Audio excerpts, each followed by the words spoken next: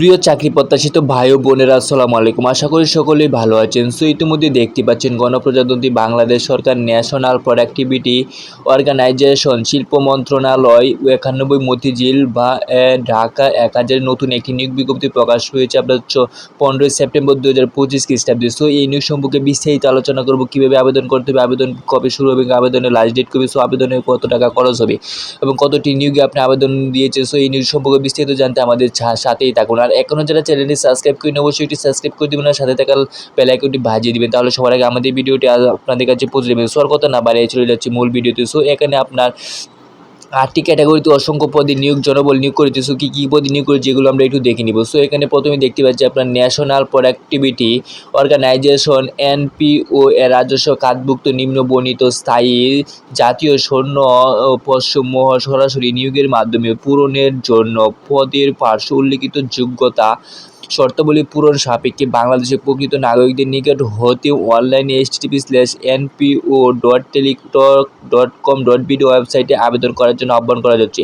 Online ব্যতীত আপনি আবেদন করতে পারবেন না। সো এই লিঙ্কটি আমরা ডেসক্রিপশনে দিয়ে দেবো, এখানে ঢুকে আপনি আবেদন করতে পারবেন। সো এটি একটি সম্পূর্ণ অনলাইন আবেদন, আপনারা সকলে অনলাইনে ঢুকে আবেদন করতে হবে বা এই লিঙ্কে ঢুকে আবেদন করতে হবে। সো এখানে আপনার 8টি ক্যাটাগরিতে অসংখ্য জনবল নিয়োগ করেছি বিভিন্ন ক্যাটাগরিতে। সো আমরা বিভিন্ন কী ক্যাটাগরিতে আপনার জনবল নিয়োগ দেওয়া হয়েছে এগুলো আমরা একটু বিস্তারিত জানবো, আমাদের সাথেই থাকুন।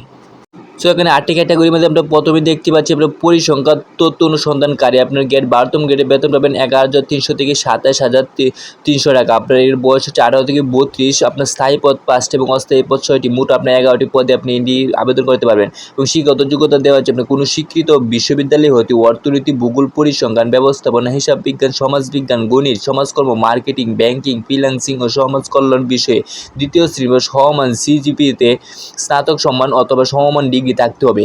এরপর 2 নম্বরে দেওয়া আছে আপনার স্টার্ট লিপিকার কাম কম্পিউটার অপারেটর। এটা আপনার 13তম গ্রেডে বেতন পাবেন 11,000 থেকে 26,590 টাকা। এটার বয়স আপনার 18 থেকে 32 বছর। আপনার অস্থায়ী পদে 2টি। শিক্ষাগত যোগ্যতা কোনো স্বীকৃত বিশ্ববিদ্যালয় হইতে ন্যূনতম 2য় শ্রেণী বা সমমান সিজিপিতে স্নাতক বা সমমানের ডিগ্রি এবং কম্পিউটার ব্যবহারের দক্ষতা থাকতে হবে। 3 নম্বরে দেওয়া হচ্ছে আপনার সহকারী গ্রন্থগারিক। আপনার এটা 13তম গ্রেডে বেতন হবে 11,000 থেকে 26,590 টাকা। এটার আপনার বয়স 18 থেকে 32, স্থায়ী পদ আপনার 1টি।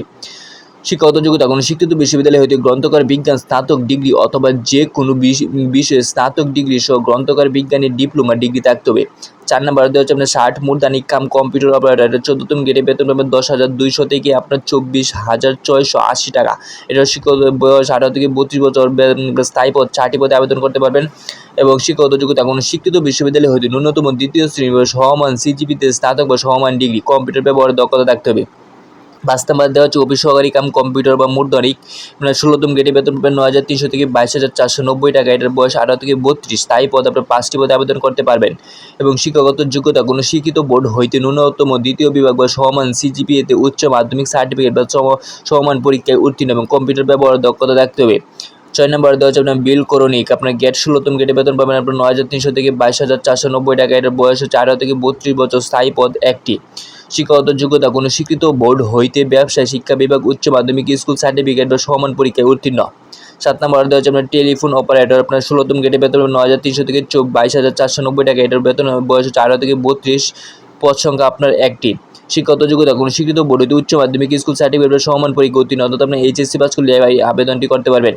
সর্বশেষ দেওয়া হচ্ছে আপনার অফিস সহায়ক 20তম গ্রেডে বেতন পাবেন 8,250 থেকে 20,010 টাকা। এটার বয়স 18 থেকে 32 বছর। এটা স্থায়ী পদ 60টি এবং অস্থায়ী পদ আপনার 4টি, মোট 11টি পদে আবেদন করতে পারবেন। এটা শিক্ষাগত যোগ্যতা কোনো শিক্ষিত বোর্ড হইতে মাধ্যমিক স্কুল সার্টিফিকেট বা সমমান পরীক্ষা উত্তীর্ণ, অর্থাৎ আপনার এসএসসি পাস করলে এই আবেদনটি করতে পারবেন। সো এখানে আপনার 1 থেকে 8টি ক্যাটাগরিতে মোট 36টি পদে আপনি আবেদন করতে পারেন। সো বিস্তারিত আপনি কীভাবে আবেদন করবেন এগুলো একটু আমরা নিচে দেখে নিই। তারপরে এখানে দেওয়া হচ্ছে আপনি গত 22/1/2020 তারিখে এত স্মারক নং এর নং এবং 11/4/2023 তারিখে এত স্মারক নং এ নিয়োগ বিজ্ঞপ্তি মোতাবেক যারা আবেদন করেছেন তাদের পুনঃ আবেদন করা প্রয়োজন, অর্থাৎ যারা এই তারিখের মধ্যে আবেদন করেছেন তাদের আর পুনঃ আবেদন করা প্রয়োজন নেই। সো নিচে দেওয়া হচ্ছে আবেদন ফরম পূরণ এবং পরীক্ষা অংশগ্রহণের ক্ষেত্রে নিম্ন বর্ণিত শর্তগুলো অবশ্যই অনুসরণ করতে হবে। সো এখানে কিছু শর্তগুলো দেওয়া আছে, এগুলো আমরা একটু দেখে নিই। 1 নম্বরে দেওয়া হচ্ছে আবেদনকারী বয়স পত্রিকার নিয়োগ বিজ্ঞপ্তি প্রকাশের তারিখ বা 18 থেকে 32 বছরের মধ্যে হতে হবে।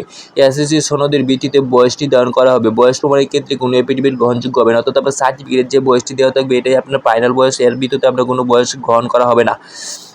2 নম্বরে বলা হয়েছে এই নিয়োগ বিজ্ঞপ্তি শূন্য পদ পূরণের ক্ষেত্রে ন্যাশনাল প্রোডাক্টিভিটি অর্গানাইজেশন কর্মচারী নিয়োগ বিধিমালা 2023 অনুসরণ করা হবে।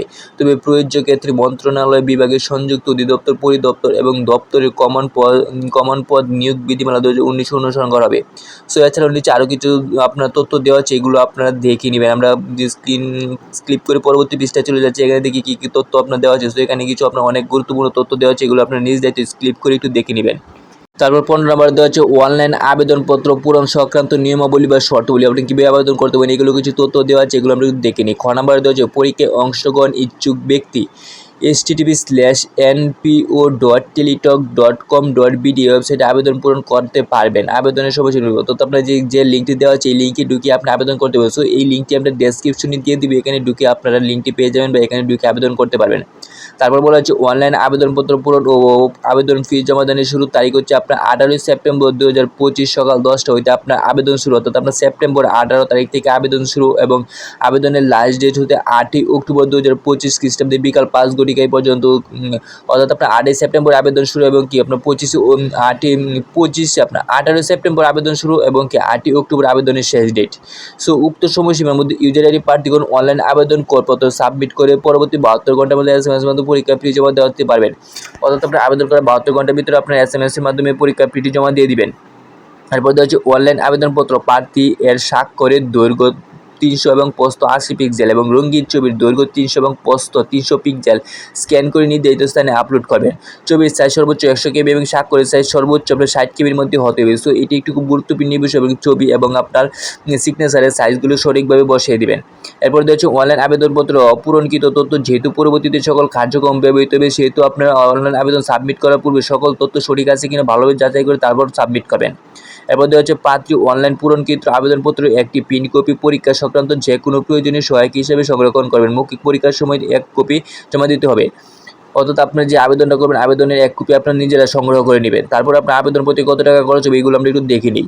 এখানে দেওয়া আছে আপনার যে কোনো টেলিটক প্রিপেড মোবাইল নম্বরের মাধ্যমে 2টি SMS করে নিয়োগ বিজ্ঞপ্তি বর্ণিত 1 নং ক্রমিকের জন্য পরীক্ষা ফি বাবদ 150 টাকা এবং টেলিটক সার্ভিস চার্জ 18 টাকা সহ আপনার 168 টাকা দিতে হবে এবং 2, 3, 4, 5, 6, 7 ও 7 নং ক্রমিকের জন্য আপনার পরীক্ষা ফি 100 টাকা এবং টেলিটক সার্ভিস চার্জ 12 টাকা সহ আপনার 112 টাকা দিতে হবে এবং 8 নং পরীক্ষা ক্রমিকের জন্য পরীক্ষা ফি বাবদ 50 টাকা এবং টেলিটক সার্ভিস চার্জ 6 টাকা সহ আপনার 56 টাকা অনাদি দিতে হবে। এছাড়াও আপনার সকল গ্রেড অগ্রসর নাগরিকের জন্য আপনার 50 টাকা এবং যে কোনো আপনার আবেদন সকল আবেদনের জন্য আর কি আপনার 50 টাকা এবং টেলিটক সার্ভিস চার্জ আপনার 6 টাকা সহ আপনার 56 টাকা অপরাধযোগ্য 72 ঘন্টার ভিতরে জমা দিয়ে দিতে হবে। অর্থাৎ আপনার শুধু 1 নং আবেদনের জন্য আপনার হচ্ছে আপনার 150 টাকা এবং 2 থেকে 7 নং আবেদনের জন্য আপনার 100 টাকা এবং শুধুমাত্র 8 নং আবেদনের জন্য 50 টাকা এবং যে কোনো অগ্রসর বা নাগরিকদের জন্য আপনার 1 থেকে 8 নং প্রার্থী যে কোনো পদের জন্য আপনার শুধু 50 টাকা এবং সার্ভিস চার্জ 6 টাকা সহ আপনার 56 টাকা অনাধিক 72 ঘন্টার ভিতরে দিতে হবে। এবং বলা হয়েছে আপনার অনলাইন আবেদন করা 72 ঘন্টার ভিতরে আপনার পরীক্ষা ফি জমা না দিলে আপনার আবেদন কোনোভাবে গৃহীত হবে না। সো এরপর নিচে আপনার দেওয়া হয়েছে আপনি কীভাবে টাকাটা পে করবেন এটা একটু তথ্য দেওয়া, যেগুলো একটু নিজেরা দেখে নেবেন। আচ্ছা, যদি কম্পিউটার দোকান থেকে আবেদন করে থাকেন তারাই আপনাদের পরীক্ষা ফিটি জমা দিয়ে দিবে। এছাড়াও নিচে আরও কিছু তথ্য দেওয়া আছে, এগুলো একটু আপনারা ভালোভাবে দেখে নেবেন কী সম্পর্কে বলা হয়েছে। সো আজকের মতো এখানে আপনার শেষ পৃষ্ঠা আপনারা ভালোভাবে আবেদনটি দেখে বুঝে তারপর আবেদন করার চেষ্টা করবেন এবং যে যোগ্যতা অনুযায়ী আবেদন করার চেষ্টা করবেন। সো আজকের মতো এখানে ভিডিওটি শেষ করলাম। ভালো লাগলে অবশ্যই একটি লাইক কমেন্ট করে দিবেন আর ভিডিওটি শেয়ার করে দিবেন। আর এখনও যারা চ্যানেলটি সাবস্ক্রাইব করেন অবশ্যই এটি সাবস্ক্রাইব করে দিবেন আর সাথে থাকা বেল আইকনটি ভাজিয়ে দিবেন। তো সকলেই ভালো থাকবেন। আসসালামু আলাইকুম।